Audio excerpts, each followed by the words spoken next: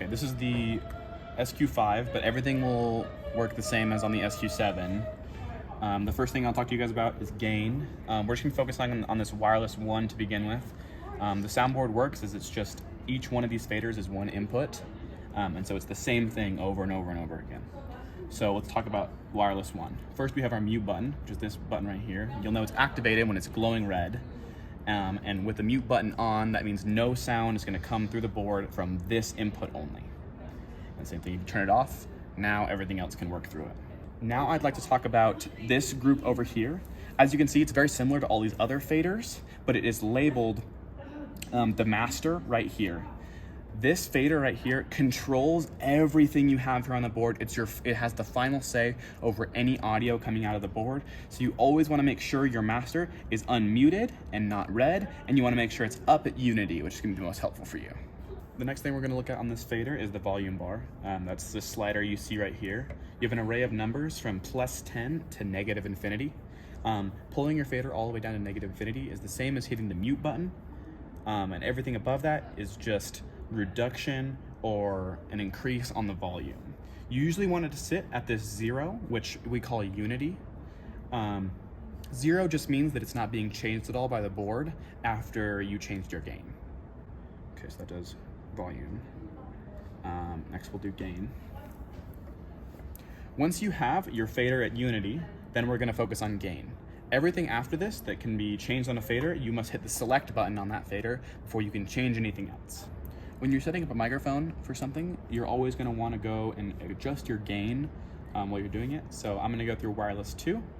I'm gonna turn it up to unity. Whenever you're going through gain, you wanna turn your fader up to unity. And then it's this rotary right here decides where your gain is put at. Gain is the sensitivity of a microphone. And I like to think about it like a bubble around your microphone. Basically, the larger your gain is, the farther away your bubble extends, and that's where it's taking audio from. So if I have a very small gain, it means that I'm speaking very close to a microphone. If I have a very large gain, that means I'm speaking very far away from the microphone. This is used in different ways. So for our face microphones, they're gonna be a lot lower of a gain than, say, our pencil mics. Because the pencil mics are so much farther away, their gain has to be higher because they're picking up a larger radius of sound. When you're doing an event or an assembly, you're gonna wanna looking at your gain for a handheld is around 20 to 30, and for a show, it could be anywhere from 10 to 22 is about where it sits. Once we get into this tab with all of our changes, we'll first talk about EQ. EQ is this screen right here, and it is this group of buttons right here. This allows you to increase and reduce different hertz levels in the audio, which is like how high it is. So say I can increase the high noises, or I can reduce the high noises, or I can increase the low noises and reduce the low noises. Just for this test simply, I want you to know how to turn it on and off. Your EQ can mess up how audio sounds. And so if you're in a situation where something's coming through a microphone and you're not sure why it sounds weird, you can just go ahead and hit this in button, and that in button is like an off and on switch for gain. Okay, next one, our gate compressor. These ones. Okay. Next, we're gonna turn our attention over to this group of rotaries right here. The ones I want you to focus on are this gate and this compressor. Both of these, just like EQ, can affect your audio, and if you don't want to worry about it, and what I want you guys to learn this later, and there's no need to learn this now if you're just gonna wanna do an event or an assembly, I want you guys to know how to turn these things off. It's the same thing as EQ, where you're using these in buttons to turn them off and on. Gate can cut out certain frequencies, and compressor can reduce the volume of something once it surpasses a certain point.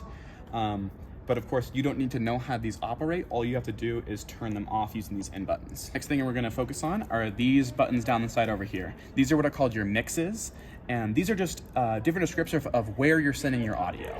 This L and R is always, when you have L and R selected, you're always gonna be playing this audio through the main speakers. And when you have this mix 1 selected, it's labeled in the auditorium on the SQ7, but we're just in here on the SQ5 for learning purposes.